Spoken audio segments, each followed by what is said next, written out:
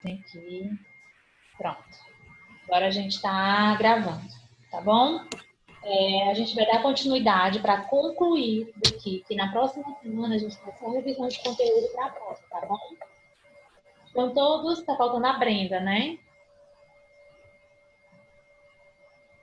Confere, Sofia, Alana, Samuel, Isabelle, tá faltando só a Brenda, né? Vamos lá.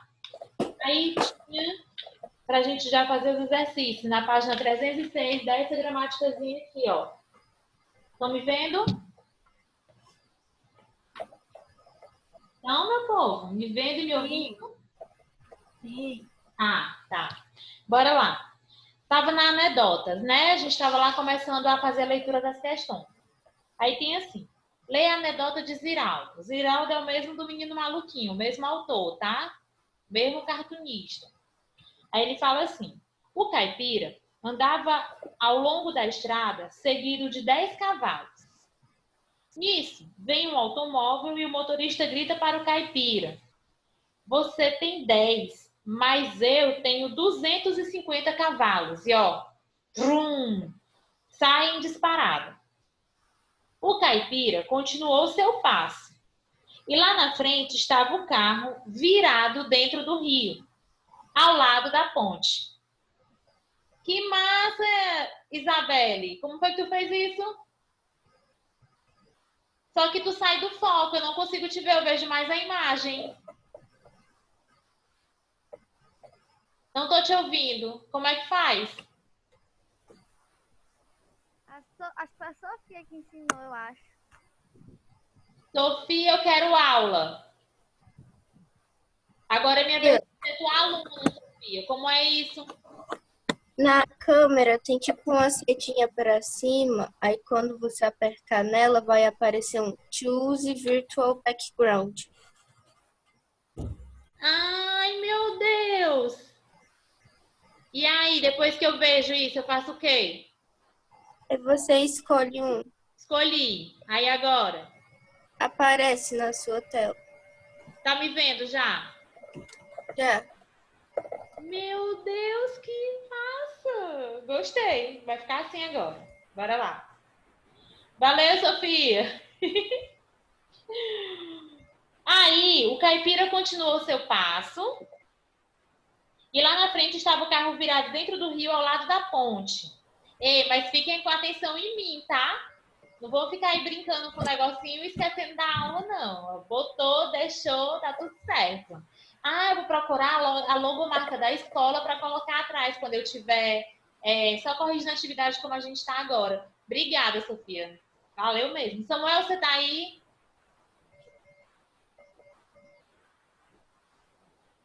Samuel? Alana? Oi. Samuel tá me ouvindo?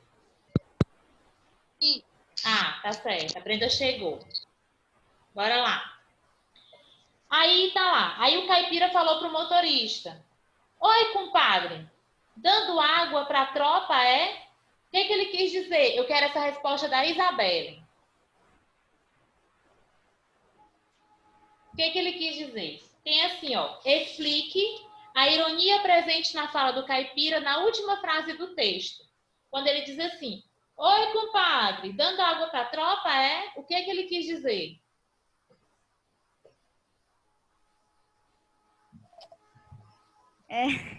Que o motorista o motorista no carro estava dizendo que tinha 200 e poucos cavalos, só que no carro. Aí quando ele caiu, quis dizer que dando água na tropa, porque o gato. Ai, eu não sei explicar, não. Mas você entendeu a ironia? Alana, o que foi que ele quis dizer? Ele estava, tipo, ironizando por ter sido humilhado pelo motorista. Ele foi humilhado, né? Quando ele passou, ele, você só com 10 cavalos, eu tenho quantos? 250. Só que quando chega lá na frente, o caipira continua no passozinho dele aqui com os 10 cavalos e o carro dele de 250 tá dentro do rio, da água. Exatamente isso, ó. Por ter sido humilhado anteriormente pelo motorista do automóvel, que alegou ter 250 cavalos no motor do automóvel, O caipira zomba do motorista pelo fato dele ter se acidentado e jogado o carro no rio. Tudo bem para vocês? Sim. Letra B. Em relação à oração, a gente vai lembrar que a gente trabalhou frase, período e oração. Aliás, frase, oração e período. Qual é a diferença da frase para a oração, Samuel?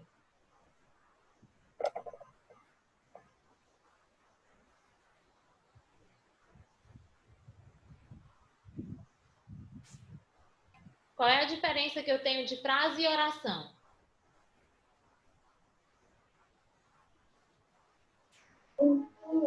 Oi. Brenda? Eu posso responder? Pode, Flor. A oração, ela tem que ter verbo, a frase não. Pronto, perfeito. Aí ele vai dizer assim, ó, em relação à oração, o caipira andava ao longo da estrada. Identifique o sujeito e o predicado. Quem é o sujeito? O caipira. Predicado, aí eu vou sempre em busca do verbo. Predicado, Andava ao longo da estrada. perfeito. Na frase, nisso vem um automóvel. E o motorista grita para o caipira. Ele está afirmando que há duas orações. Qual o sujeito da forma verbal vem? Quem é que vem? O automóvel? Um automóvel. O sujeito da forma verbal vem é um automóvel. Nisso vem um automóvel. E qual é o sujeito da forma verbal grita? Motorista. Quem grita?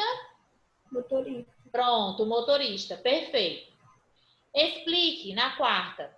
Explique a concordância das formas verbais tem e tenho, no segundo parágrafo. Aí eu volto lá. Você tem 10 cavalos, mas eu tenho 250 cavalos. Aí ele diz assim, ó, explique a concordância das formas verbais tem e tenho. A forma verbal tem, concorda com quem?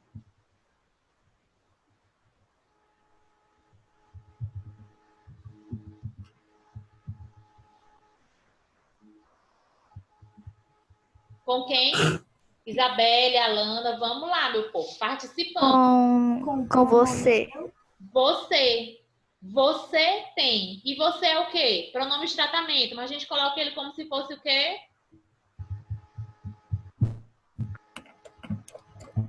Tu?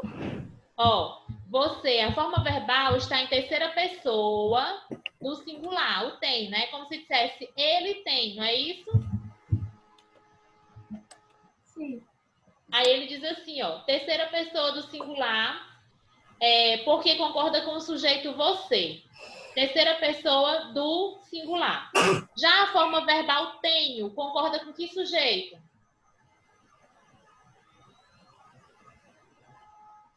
Com eu. Eu, que é a primeira pessoa do Singular. singular. Perfeito. Não. Na quinta questão, observe a concordância entre verbo e sujeito neste enunciado. A tropa toma água no rio. Substitua o sujeito a tropa por 250 cavalos. Que alterações ocorrem no enunciado? Como é que fica? Substitui a tropa por 250. Como fica? Os 250 cavalos tomam água no rio. Tomam água no rio. Toda vez que a gente for fazer esse trabalho de concordância, a gente vai olhar para o verbo e para o sujeito. Singular com singular, plural com plural. Não esqueçam disso, tá certo? O verbo passa para o plural, tomam, concordando com o sujeito que agora está no plural. 250 cavalos tomam água no rio. Samuel, não estou conseguindo ver se você está acompanhando. Manda alguma resposta no chat, alguma coisa, só para eu saber que você está entendendo o que eu estou falando. Ou então liga teu áudio.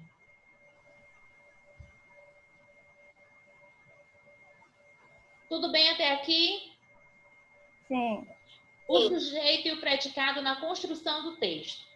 Lê este poema de Ulisses Tavares. Papai e mamãe moram separados. Mas como só tem um coração, cada um mora de um lado. O que isso quer dizer, gente, para vocês, esse poema? O que ele retrata?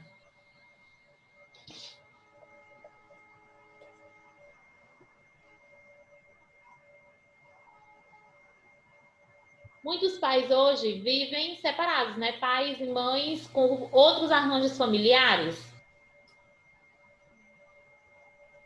Sim.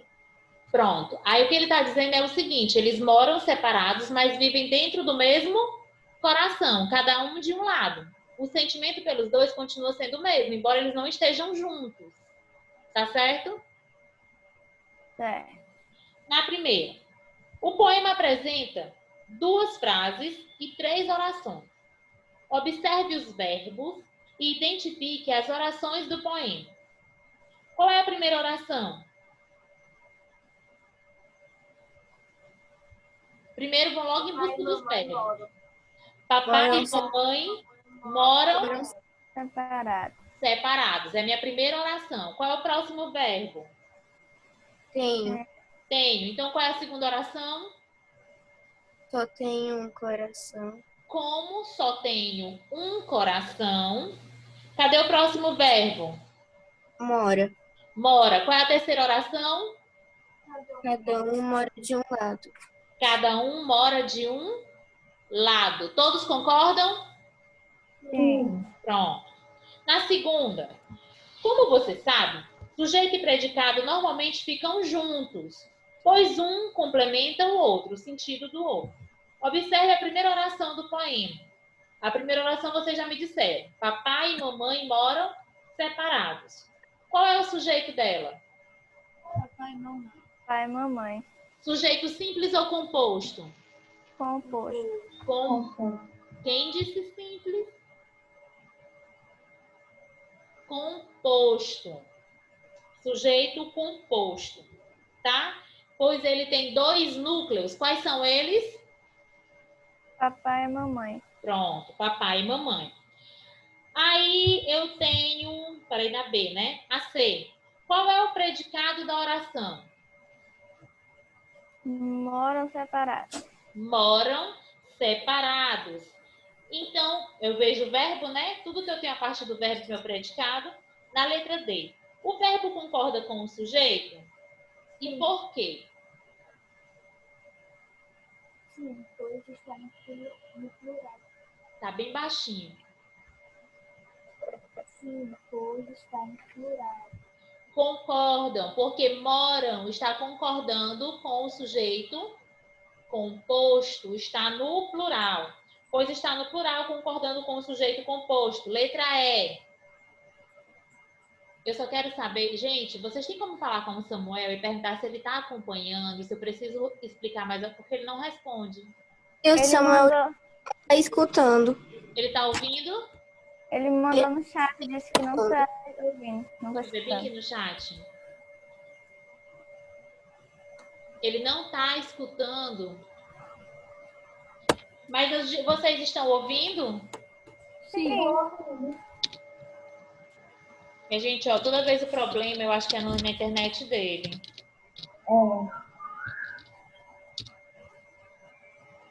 Já tem várias vezes que acontece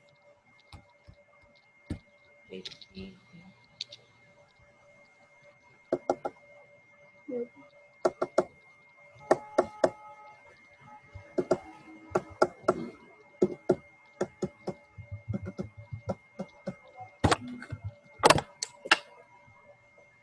Pronto, mandei aqui uma mensagem para ele. Bora lá. Apesar de haver concordância gramatical, os núcleos do sujeito da oração, no plano da vida, no sentido do poema, concordam entre si? Os envolvidos no poema concordam entre si? Envolvidos? Não. Não, e por quê? Porque eles se separaram. Porque eles se separaram. Muito bem. Aí aqui, ó, a gente tem uma questão que faz a análise sintática que é o que a gente está fazendo agora. E ele está perguntando se a gente está escutando ele. Mas ele tá mutado. Deixa no mudo. Liga o teu microfone, mas deixa eu ver bem aqui. Ele tá vendo? Deixa eu ver bem aqui se ele tá...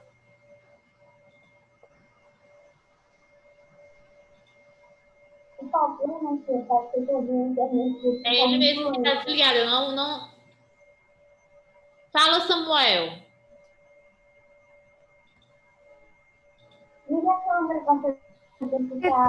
Se tu tiver no fone de ouvido, tenta tirar ele. Se tu tiver.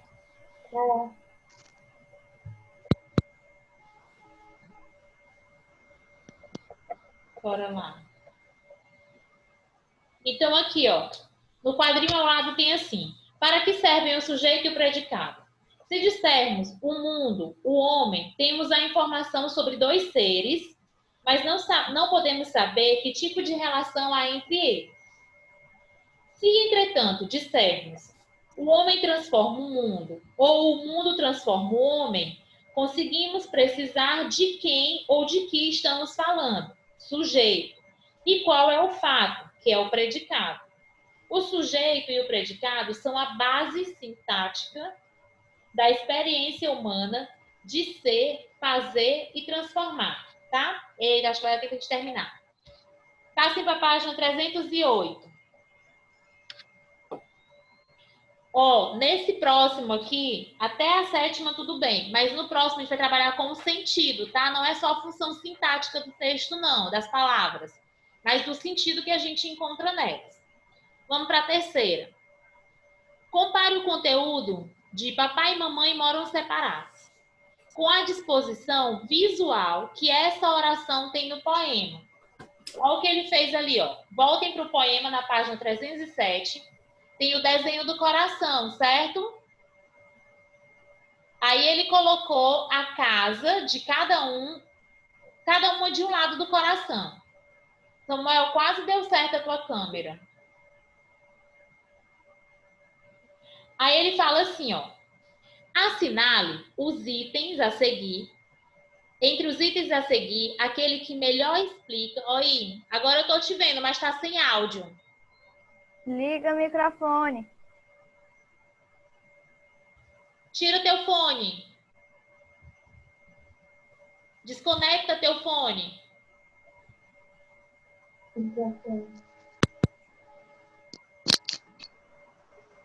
Fala, Samuel. Oi. Agora dá para te ouvir. O problema é o fone. O problema tá no fone, porque agora eu tô te vendo, eu tô te ouvindo e você tá conseguindo se comunicar.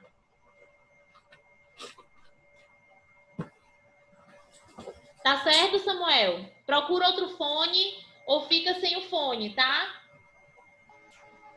Ó, deixa eu te perguntar, olha aqui para mim. Você tá entendendo o que a gente tá fazendo, da correção, entendendo todo o conteúdo? Eu coloquei lá no chat e você faz qualquer pergunta no grupo também, tá? Beleza. Bora lá.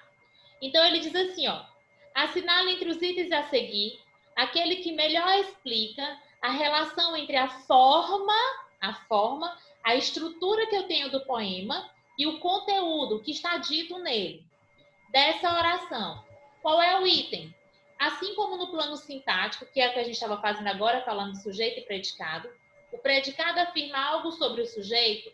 No plano da vida, as ações do pai e da mãe do eu lírico revelam a verdadeira identidade dele. Ele está feliz com o que está acontecendo? Está tudo certo para ele?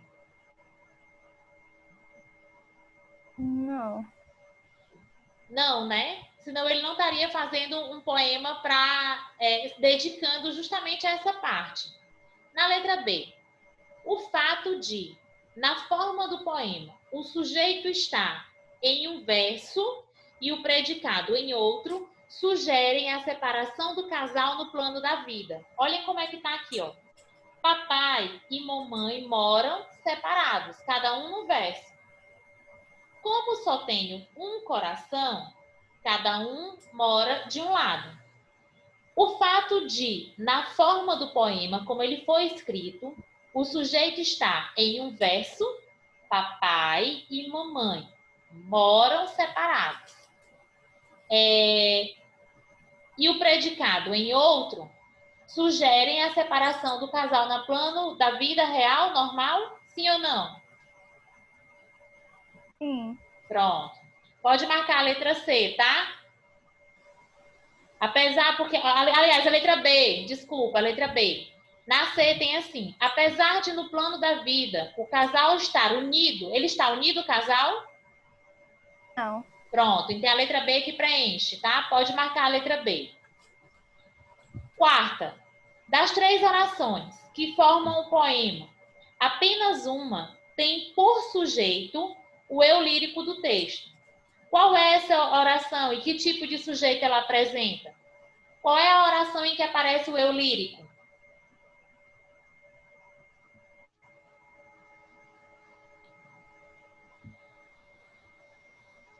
Qual é a oração que aparece o eu lírico?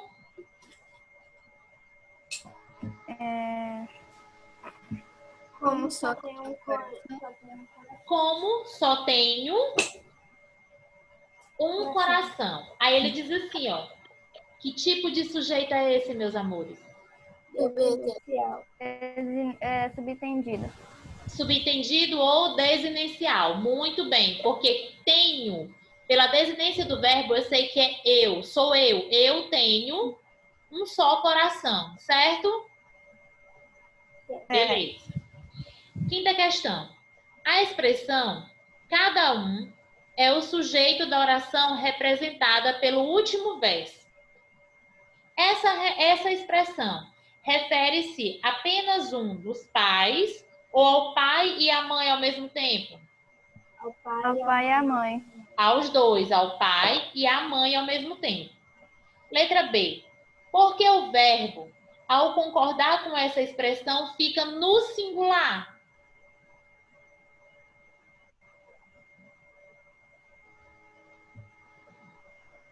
Por que está aqui, ó? Cada um mora de um lado. Cada um mora de um lado. Por que isso aqui, já que eu estou falando de pai e mãe, por que cada um, a parte do mora, não está moram? É isso que ele está perguntando nessa questão. Porque ele quer a especificação dos dois para dizer, quer dizer que um mora de um lado e o outro mora de outro lado. Exatamente, porque eles estão isolados um do outro, Isabelle. Muito bem. Cada um está de um lado, moram separadamente. Então, um mora e o outro mora, tá certo? Ele faz essa distinção, essa separação. O pai mora de um lado e a mãe mora de outro lado. Por isso que ele não coloca no plural, tá bom? Aí ele fala assim, ó. O emprego da expressão cada um. Cada um. E do verbo no singular, reforça a ideia de separação ou dá a ideia de união? De Separação. Quando a gente fala assim, ó, cada um no seu quadrado, é todo mundo junto? Não. Pronto, então é o mesmo sentido, tá? Separação, reforça a ideia de cada um fique na sua casa. É para todo mundo se reunir numa festa? Não. Pronto. É o mesmo sentido, tá? Na sexta questão, eu nem acredito que a gente termine isso hoje. Na sexta questão, diante da separação do pai e da mãe, que parece ter sido inevitável, o eu lírico busca um jeito de aproximá-los. Diante da separação do pai e da mãe, que parece ter sido inevitável, o eu lírico busca um jeito de aproximá-los. Na letra A, o eu lírico tem preferência por um dos pais? Não. Não, o que ele diz aqui, ó, eu só tenho um coração. E vocês vivem dentro do mesmo coração, um de cada lado. De que forma o eu lírico aproxima os pais, mesmo eles estando separados? Olhem para a imagem que tem lá do poema. Está na página 307. Eu tenho quantos corações? Somente um. E os pais vivem no mesmo coração. Ele coloca aí a imagem da casinha em cima de cada lado do coração. É a forma que ele encontrou para unir os dois. Tá certo? É. Aí ele diz assim, ó. Reúne-os no próprio coração, cada um de um lado. E também no próprio poema. Tá dentro do mesmo poema. Embora ele coloque assim, ó. Em versos separados, ele reforça a ideia da separação. Para o eu lírico, continua sendo o pai e a mãe dele mesmo, tá certo? Que agonia, É. Samuel, tá tudo certo? Beleza. Como conclusão, sétima questão, sobre as ideias do poema, indique a alternativa falsa. A falsa. A mãe e o pai do eu lírico estão juntos no plano da vida, mas em discordância no plano sintático? Para começar, eles estão juntos? Não. Então, se eles não estão juntos, a questão já está errada, porque eles não estão juntos no plano da vida. Então, já não é essa que me serve, tá bom? Quando vocês forem responder questões de marcar, tentem fazer pela exclusão. Se eu tenho 5 itens, geralmente eu consigo excluir 3 assim, dessa forma, né? Procurando o que está de errado. Aí sobram 2. Aí nesses 2 é que eu preciso ter o conhecimento real, tá bom? Aí ele fala assim, ó. A separação entre o sujeito e o predicado da primeira oração sugere, no plano da vida, a separação entre o pai e a mãe? Samuel, a letra B tá certa ou tá errada?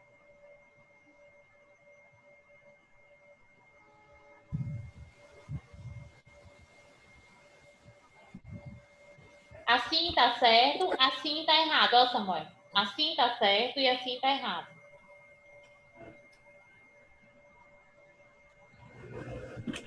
Tá certo? Ele diz assim, ó. A separação entre o sujeito e o predicado é o que ele faz lá naquela outra questãozinha lá, ó. Quando ele fala papai e mamãe, tá num verso, que é o sujeito, e o predicado está em outro, ele já indica a separação dos pais. Então ele fala assim, ó. A separação entre o sujeito e o predicado da primeira oração sugere, no plano da vida, a separação entre o pai e a mãe. Tá correto, viu? Podem marcar a letra B. Vamos ver a exclusão da letra C. Na última oração, o sujeito e o predicado estão juntos no mesmo verso? Quem é o sujeito? Não sou eu, né? Como eu só tenho um coração, cada um mora de um lado. O sujeito está junto do predicado? Não. Não. Então essa aqui também já estaria errada, certo? Por fim, o último que a gente vai ver aqui, ó, semântica e discurso.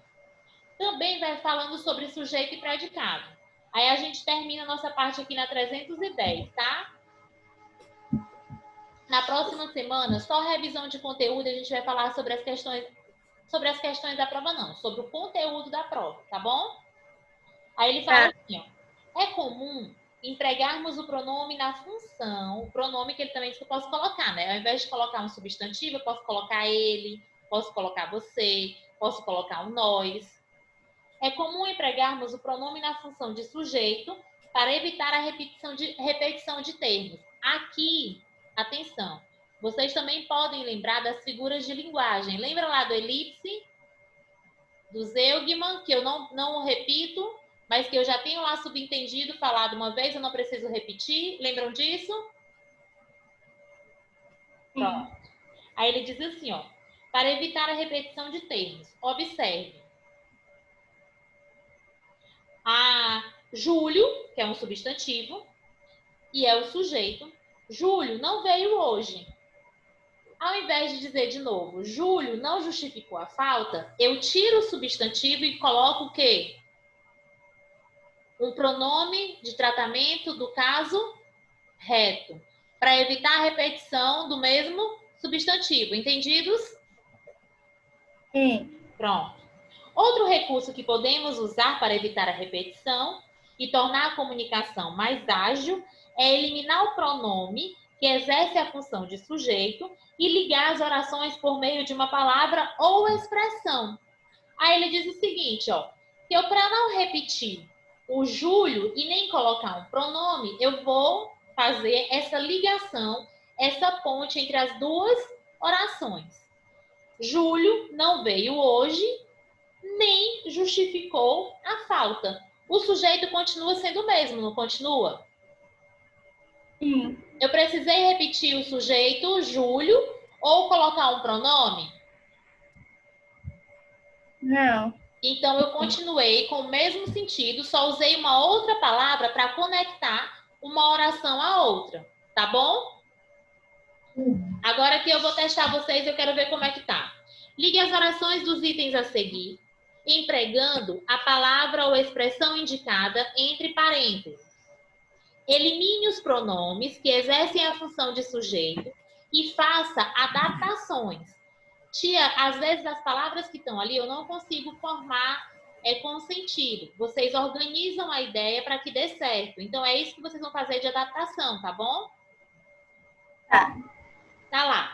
Jonas lê o livro. Ele é capaz de contar-lhe a história com detalhes. Eu vou eliminar o pronome e vou usar a palavra que está entre parênteses. Como é que fica essa oração? Jonas lê o livro, portanto, é capaz de contar-lhe a história com detalhes. Entendidos? Certinho? Fez, Samuel? Brenda, Sofia, Alana? Letra B. Sofia botou só o dedinho do joinha. Muito bem. Aquele menino não faz a pesquisa dele. Ele não ajuda os colegas. Entre parênteses, eu tenho o nem. Como é que fica? Aquele menino não faz a pesquisa dele, nem ajuda os colegas. Muito bem. Aquele menino não faz a pesquisa dele, nem ajuda os colegas. Letra C. Eu vi esse exemplo agora, eu lembrei que eu vejo demais o nome Anitta em exemplos de texto. Não sei porquê, né? É um nome, para mim, que é o nome de agora e eu vejo em vários exemplos. Anitta vive nesta cidadezinha. Ela nasceu nesta cidadezinha. Aí, entre parênteses, desde que? Como é que fica esse daqui? Esse aqui precisa. Os outros era só tirar um e colocar o outro. Aqui precisa da adaptação. Como é que fica? Anitta vive nessa cidadezinha. Desde que nasceu. Esse daqui realmente precisou adaptar. Enquanto nos outros eu tirava o pronome e colocava a palavra entre parênteses, aqui eu tenho uma adaptação. Anitta vive nesta cidadezinha desde que nasceu. Muito bem. O torcedor gritou tanto. Ele ficou rouco. Aí, entre parênteses, tem o quê? Como é que fica? O torcedor gritou tanto que ficou rouco. Que ficou rouco. Na letra E. Meu tio é muito simpático. Ele tem poucos amigos. Entre parênteses, embora. E aí, como é que fica? Meu tio é muito simpático, embora tenha muito poucos amigos. Como foi que ficou, Isabelle? Meu tio é muito simpático, embora tenha poucos amigos. Alguém colocou diferente da Isabelle? Eu. Diga. Embora seja muito simpático, meu tio tem poucos amigos. Olha aí, Isabelle. Fica melhor assim ou fica melhor igual o seu? Sim. Ó, embora seja muito simpático, esse daqui foi bem mais adaptado, né? Embora seja muito simpático, meu tio tem poucos amigos. Certo? Quem é que consegue ler esse anúncio? Consegue, Isabelle? Eu acho que consigo. Quem? A Sofia. Lê, Sofia, por favor. Eu vi o fracasso de um gênio. Eu vi os últimos anos de Vincent Van Gogh. Vincent Van Gogh. Vi franceses não reconhecendo meu valor. Vi um mestre morrer na miséria. Vi a Europa se arrependendo. Vi milionários me disputando em leilões. Vi um novo lar. Vi professores ensinando. Vi crianças aprendendo. Vi um jovem museu virar o museu mais visitado do país. Mas no meio disso tudo, uma coisa ainda não vi. Você, venha, eu quero te ver. Olha que massa! Isso aqui estão chamando, é um convite, na verdade. É um convite para você visitar, né? Aqui, ó, 35º Anuário do Clube de Criação de São Paulo. Muito bonito. Pareceu romântico. E eu não conseguiria ler. Você tem uma visão perfeita. Eu tô de óculos e tô olhando e tem algumas palavras. Ó, Europa, eu tava tentando decifrar que palavra era essa. Quando você foi lá e leu. Rapidinho. E o disputando, eu entendi, desrespeitando. Pois é, eu tava aqui, eu tava acompanhando a leitura com ela e eu não me atrevi a ler, porque eu não tô enxergando direito, né? Então eu ia ler tudo errado. Muito bem. A visão tá perfeita, viu, filha? Tá ótimo.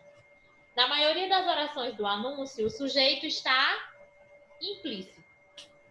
Em quais das orações o sujeito está explícito? Implícito a gente tem o subentendido, né? Ou desinicial. E qual é deles que está explícito, que aparece de verdade? Qual é o sujeito dessas orações? Eu?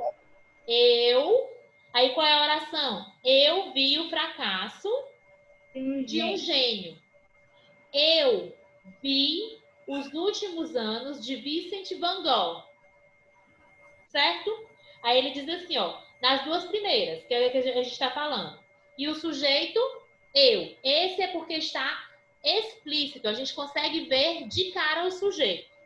Na letra B, identifique e classifique o sujeito das orações em que ele está implícito. Onde é que tem? Eu, sujeito desinicial. Vi, franceses. Não reconhecendo meu valor. Muito bem. Vi um mestre. Morrer na miséria. Pronto. Isso aqui, quem é o sujeito? Não. Eu? Não é eu vi. Eu vi franceses não reconhecendo meu valor. Eu vi o mestre morrer na miséria. Aqui o sujeito desinicial, o eu. Aí onde eu tenho lá, deixa eu ver aqui, ó. Oi. Quando está implícito, quer dizer que está subentendido? Sim, que está subentendido. Certo? É. Aí ele está dizendo aqui, ó. Lá na última frase, na última oração, tem venha. Venha, né? Tem assim, ó. Você, venha. Eu quero te ver. Qual é o sujeito desinicial que está aí nessa oração que só tem o venha?